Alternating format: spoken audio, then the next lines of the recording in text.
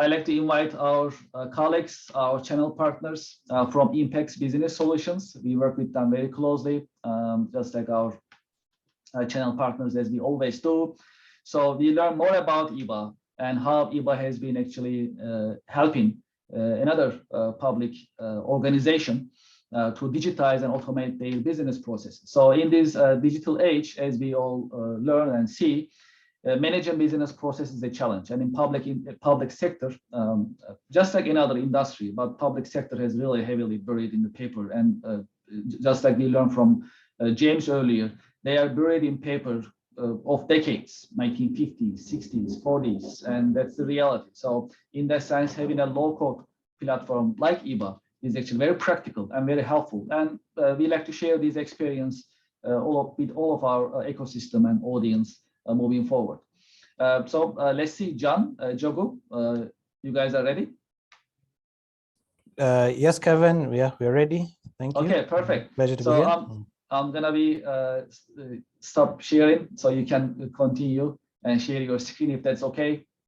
Yes, just bear with me. Yes, definitely. And thank you so much for joining us. Appreciate it. Thank you for inviting us. We appreciate as well. Sure. Just hold on. I think, well, I hope I'm not having technical challenges, but let's see. Okay, thank you. Thank you very much. So I'd like to take this opportunity to thank Kevin for inviting us to do a short talk on the solutions that we provide and how eBA has helped us to serve one of these clients to help automate their processes and document management. So I think we're ready to go to the next screen. That's okay, Kevin. So, okay. So I know we have 30 minutes, so I won't take too much of your time. So I also have my colleague who's also on the call, John Bhatia, who will be able to take us through the solution and how it's helped his clients. But for me, I'll just take you through very quickly. It's only 2 slides, just a quick intro of who we are. So as Kevin had mentioned, my name is Jogu Gitao. I'm the Senior Account Manager at Intacct Business Solutions. It's a company based in Nairobi. Founded in 2003. We've been in existence, almost now 18 years now, pushing to 19. So we are based in Nairobi, and we do have some offices based in Uganda, Kampala. We do have an office there, and also an office in Lagos. But we do have a presence in other countries in the African continent where we've implemented our various solutions. So we're about 70 staff plus also, consists of developers, business consultants, and even staff. And just to mention the products that we do, mainly we are Microsoft business partners. So we are specialized and we are resellers in the Dynamics platform. So both the ERP and CRM solutions that we have experience both on-premise and cloud versions. Amongst other Microsoft products we do is the Power BI and Office 365. But other solutions we do as well is the asset management software using the barcode and the RFID technologies. And also some of the applications that we use, we work with the hardware as well. So the mobility side, we use the enterprise barcode readers that help us to take, work from the office and to the field and working with our systems. Some of the partners, just to mention, Microsoft is one of our key partners, and also Bimser is now one of our partners as well, who we worked now for, I think, now almost 2 years, I believe, with their solutions. And the other products we have is, or partners we worked with, is Zebra Technologies that help us, give us the devices, the PDA devices and tablets that we use our solutions that we help implement for clients. And Hardcut is for an asset management application solution. But our services, I mean, they are more like end-to-end, from professional services, even do project management, application design, implementation. So we're quite well-rounded, and we're able to, we've developed capacity to implement solutions end-to-end. We can go to the next slide. That's all right. So just to, as I'd highlighted earlier, our offices are based here in Nairobi headquarters, and we do have an office in Kampala, and also an office in Lagos as well. Although not very active, but it's something that we're working on to get it more active. But we have various other countries that we've worked in and have presence. So I mean, even working as further south in South Africa, or even Chad, the East African region. So those are the areas of countries that we've worked in. So that's just a quick intro of who we are. So now I think I'm ready to hand over to my colleague John Bhatia. So I don't know, is John Bhatia, you on the call? Yes. Thank you, Jago. Hello, John. Yeah, welcome to SYNERGIZE 2022. Okay, floor is yours. Happy to be here, and also I'll take you through basically automation of a solution that we did with Bimser International in terms of automation. So the module is called expense management.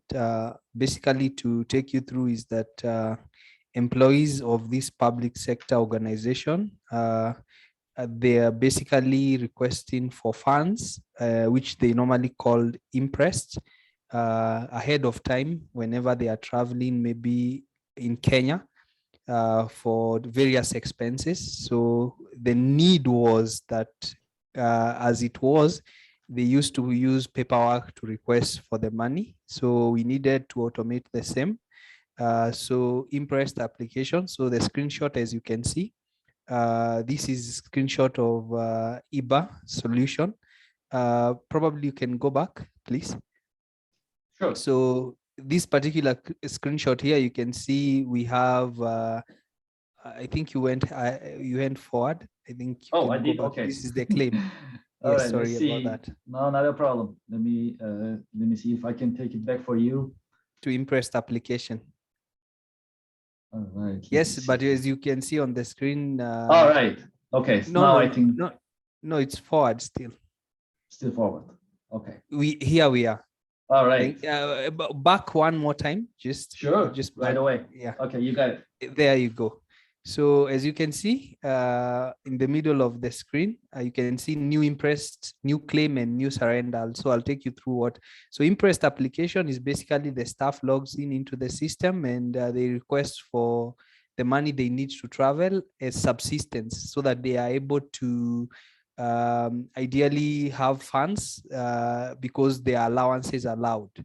So if you can go to the next screen showing the different expense types that they are able to apply.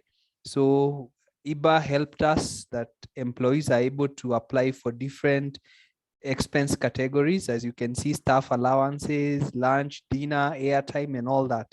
So, and quite important is that a very important application is that someone would be able to apply for themselves, as you can see under self-request, or if they untick that, they would apply on behalf of someone. So it really isn't the way of applying the impressed, and this was very important in the organization in terms of reducing paperwork and also being able to track where the particular impressed is at without having to go to the officer, because you're able to do that through workflow management, which you're going to see. So you can go to the next screen. So that's impressed application. So now the next screen speaks of once you have been given money, and in accounting, normally the money would go to your account as a debit, which means you owe the organization the money till you actually account for it, because you are given in advance, you go and spend. Then when you come back, is a requirement for you to do what is called a surrender. So you actually say what you did with the money, because you may be given the money but not use the whole of it in normal terms, or at the end of the day you use the whole money. So in accounting principle is that you actually come back and surrender for the money.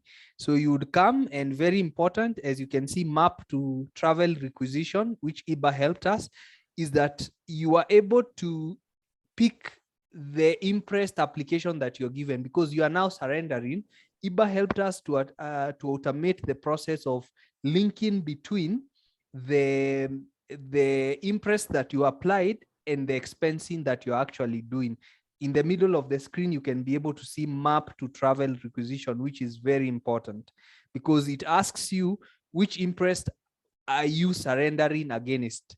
Because if you went and traveled and used your own money, that's a totally process which is normally called claim, and we'll have a look at it. But this particular process, when you come back from your journey, you are able to surrender your impress that you had applied. And also another rule that eBA helped us to automate in regards is that if you have not surrendered your impress, you cannot be able to apply for a new one. So those are rules we were able to put into the system and allow you to allow the finance department to actually limit people from ideally raising another new impress without having to surrender, which came out as an audit item in that organization, in that they were having a lot of impress that are unsurrendered. Because if you have a lot of manual paperwork, you are not able to know if someone surrendered for the earlier impress that they had applied. So this is another automation process that we were also able to automate through eBA. You can go to the next. Sure. Another process which is quite ideally, some organizations do allow that instead of you applying for money, you can go and spend your money, then you come and claim. But ideally, in the public sector, the normal process is you apply for an impress and then you come and surrender or expense for the same. But they do allow, because there are eventualities where, for example, you are traveling with a vehicle, you never planned for motor vehicle repairs and any eventualities using the motor vehicle. There were repairs that you did. So in regards to that, you are supposed to come back and do a now claim. So eBA also helped us to actually be able to automate the claim process, and you are able to send it through the workflow. As you would see there, there's the flow history and all that. And if there is any issue with the claim, you can also cancel. Maybe you forgot to attach some documents, and that's all available within the claim application. So that's quite straightforward. Other features which were also quite available within the eBA process, if you can go next. Sure. Is the document management process, which is a feature within the eBA functionality and eBA module, such that, for example, within the public sector, whenever you are applying for an impress or a claim, what normally happens is that there has to be an approved memo, such that you cannot just travel without an approved memo, which is showing the location that you're going to and what activities that you're taking, what activities are taking place. So eBA helped the organization to automate the approval process, because before, paperwork would need to move from desk to desk with the approved memo. In this case, at the comfort of their own desk, they would be able to attach a new document of the memo. And another very important feature within eBA is the ability to view the document within eBA without having to download, which also helps a lot of with approvals, such that you don't have to download, so that you don't have a lot of documents. You can just view within eBA module the attachment that has been done, whether it is a text file, whether it is a Excel document, or even PDF, which is mostly used. So the document management module was also quite instrumental and current in use in the public sector organization that we are talking about. Last but not least, in the next slide is the workflow module, which actually requires no code, which assisted us now to actually to map out the process, because even manually, there was a way documentation would flow from one person to the other. So we sat down with the in the organization, the public sector or government, and ask them, how does your approval of imprest happen even with the manual process? So they were able to explain to us the different levels of approvals, and that this is just a sample of one of the workflows that we did. And it was very important because at their own desks, the requesters, before they would need to track down people manually asking them, did you move my paperwork? Which was a lot of cumbersome because sometimes the paperwork was lost or someone has forgotten to take it to the next person. So at the comfort of their own desk, or even when they have traveled, they would sit down and log into eBA and check who is the person who is pending the approval. So it was very easy for the users, and they were very happy because it is now down to you going to the person who has not approved and following up with them rather than chasing the paperwork. So the workflow management module was quite important, and the flow scheme and setting it up, and also any changes that are required, the eBA is very much flexible in terms of making the changes. And this was a very instrumental module, if I can mention, about the workflow management that really helped us to automate the module. So I guess that is it in terms of the process of imprest application. Ideally, that is how we were able to automate the process of imprest and also claims, and key features being document management and the workflow module. Thank you, Kevin. Perfect. Thank you very much. We have some questions, John. If we can address together, that'd be great. So let's see. So this is also a public organization, government organization, in a way that helping residents, citizens, people living in that region to run their certain processes within the government. So in that sense, some questions that we got earlier, and I see some hands are actually raised from our attendees. Please type your questions in the Q&A session, and we'll address them. And some of them are typed, so we can also address one by one. So one of the questions, for example, which also we got it earlier, and I think that it can also be applied here. So when you bring in eBA, for example, to the organization, how was the reaction of the IT department? Okay, at first, digital transformation is not easy, especially when introducing a new system. But when we were able to demo to them what the system would have, the value that the system would bring, and bringing them on board, they were able to understand and know that we are not coming to reinvent the wheel, but actually add value to whatever they are doing. So eBA, I can say, was very much instrumental in terms of digital transformation for the organization. But it was not easy at first because people are hesitant in terms of change. But with proper change management and proper steerco meetings, and for them demoing to them what the solution will add value, it was easy. But first, it was not easy. Yeah. Okay, great. A follow-up question, John, and thank you so much, by the way. So in terms of having eBA as a low-code platform, which we have been actually discussing to digitize and automate business processes, especially digitizing certain and current business processes. So since it's low-code, then there is, of course, the cost is lower than coding or in other way, for example. So also, does it help for the organization to embrace this platform eBA in that sense? Yes, it does in probably two ways. One, being very low code, it means that deployment is quite fast in terms of time, because you save a lot of time that other developers would have had to put in time to code. So that's the first time in terms of lead time to deliver the solution. And of course, as you have mentioned, is that when you have less time to deploy the solution, it is also quite affordable. So in those two ways, it really helps for the solution to be low code in those two ways. Okay, that sounds great. So another follow-up question, for example, coming from our attendees. So you, in a way, you are our channel partner, so we work very close together as Bimser International and Intacct Business Solutions.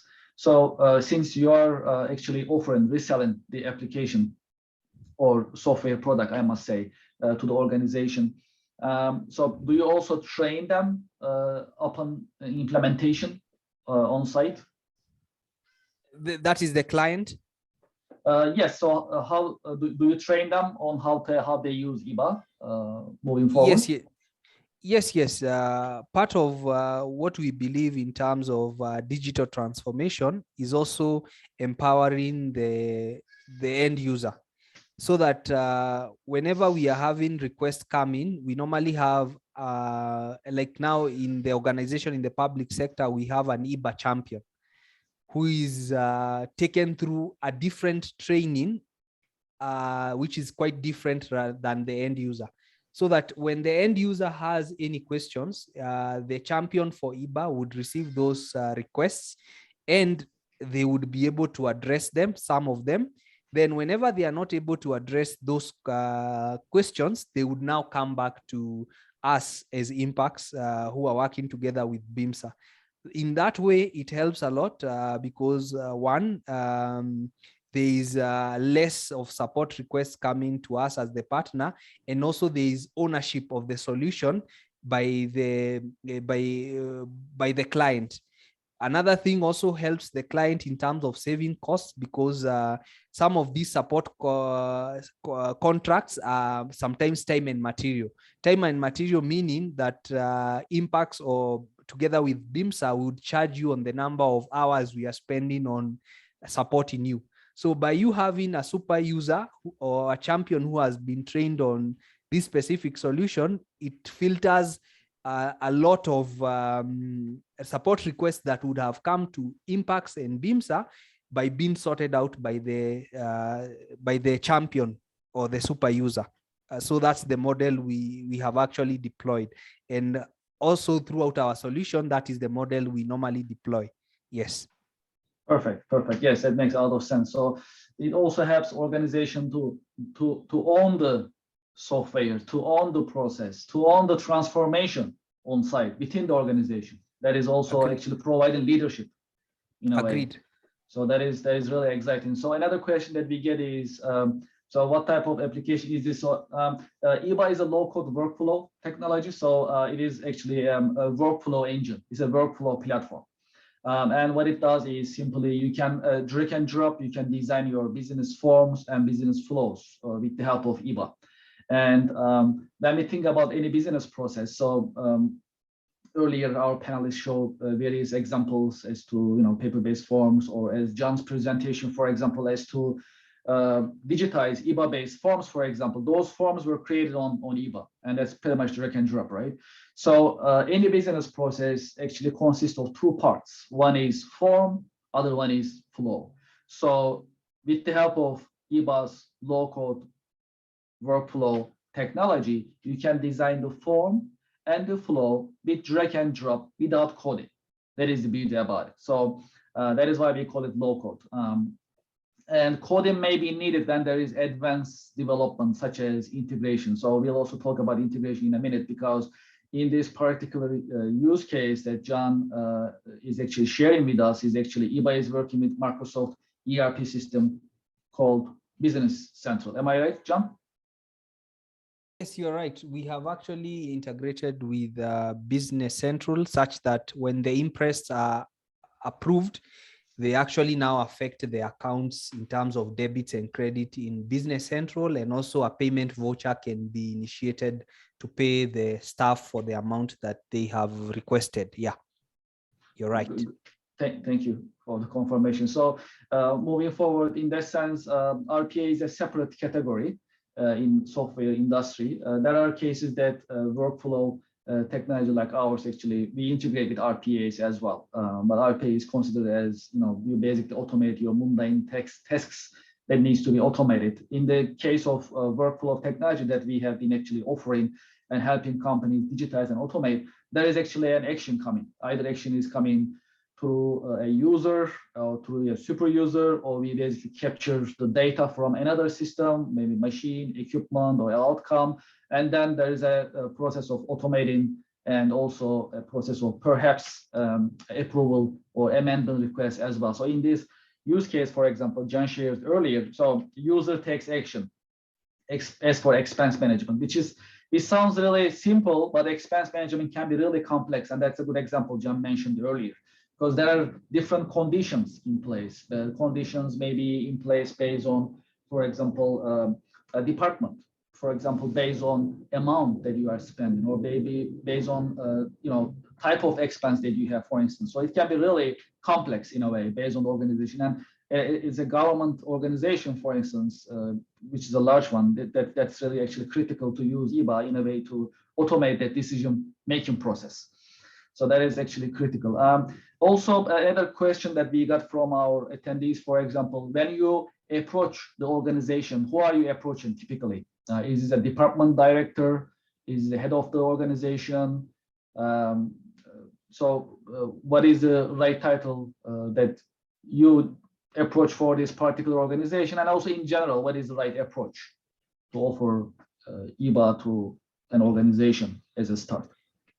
Okay, in terms of the approach is that in any organization, there are process owners. Process owners are like maybe finance department, the process owners for the Impressed module. So of course, what would happen is that there would be a finance championing the Impressed module. So they would document, but of course, in any organization, you want stakeholder buy-in all the way from the process owners to the directors. So it's both by the users who own the process, which are finance departments, because they are the ones who are approving the imprests at finance level. There's also other stakeholders at departmental level. Like for example, when an imprest is applied, it is approved by a head of department, and that head of department can be outside finance. So there are a lot of stakeholders you need to, but majorly is the process owners all the way to the CEO, because they also need to know what is happening in the organization and making sure that the process is aligned to what they want. And sometimes we also come in to advise them on best practice. So that is the kind of engagement. Okay, that's a great insight. Thank you, John. Another question is, remember you mentioned earlier that actually there is a eBay champion in a way that owning the process and the first level of support internally helps users use eBay, for example. So how do you choose the right champion or super user or super developer in a way? What is the right way to pick? What is the process, or what we should be careful about moving forward for future reference? Or what have you done, for example, in your particular experience? In our practical essence, in terms of deploying projects, we've chosen it out of someone in the department of the process owner and someone who is willing rather than being pushed. So you go to an organization, you pitch that you do require a process champion, and more often than not, the best champions we've gotten from people who are willing to, who have given themselves to be taught, rather than asking a department, then they choose. You see, now when they selectively choose, it's more like you have been given an obligation, you run with it. But the best champions we've found is that you go to a department and you also advise them, because one of the things we do is advising on best practice, and tell them, let one person come out from the department on their own initiative to volunteer to learn the system. Of course, sometimes it helps if someone has some IT background, but not necessary. As we say, this is a low-code solution. But as I mentioned, the best we found of champions is people who have volunteered. Yeah. Okay, thank you. Yeah, that's a great insight. So another question that we got, for example, we mentioned that in this particular use case that you shared, eBA is working with Microsoft Dynamics Business Central, for example.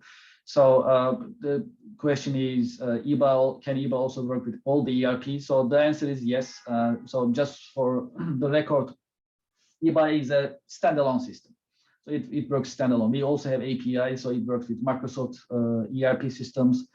Just to mention, SAP's Sage ERP systems that we'll talk about later today about various use cases, as well as Acumatica and any other, software basically. So ERP is a good example. So as long as ERP also offers an API that we can connect as to our API, which modern ERPs are all offering that type of service, eBA can pull and push data. So in that sense, there is no limit as to what type of ERP or accounting software. It doesn't have to be as complex as ERP. Sometimes they just have some sort of an accounting system that is perfectly fine. Sometimes they have an HR system that we integrate for HR data purposes. That is perfectly fine. Sometimes we integrate with machinery equipment for PLC reading or certain data capturing.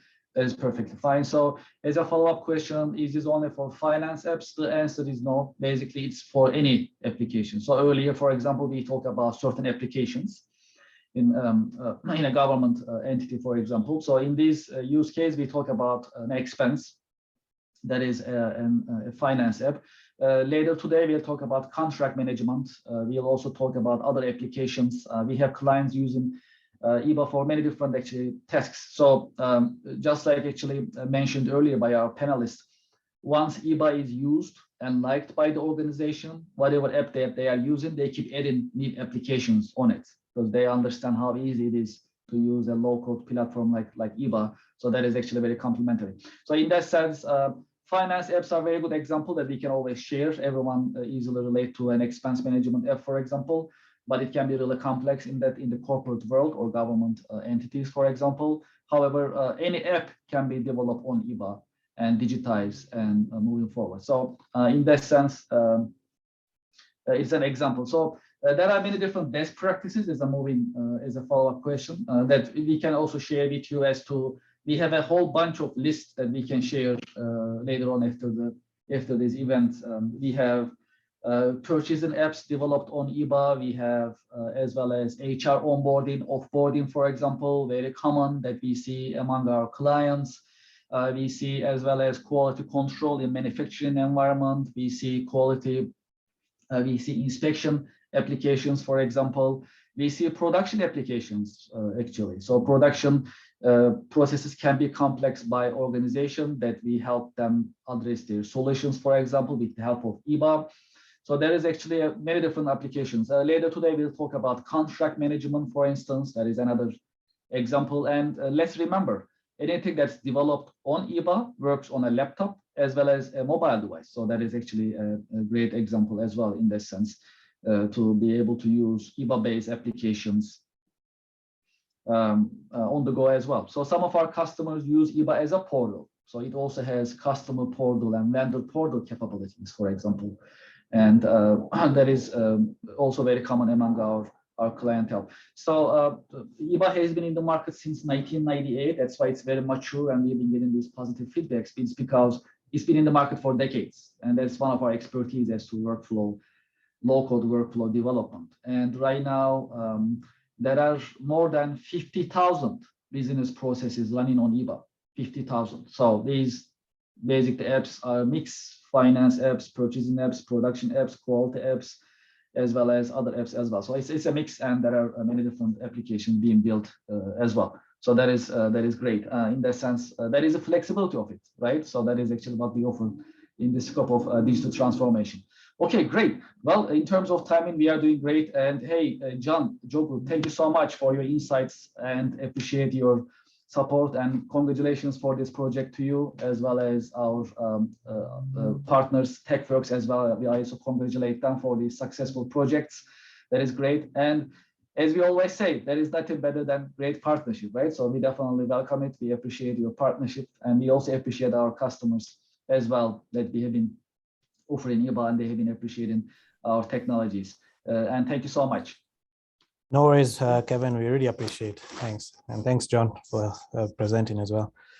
Thank you. So I think we can go to the next section of our event, SYNERGIZE 2022. Let's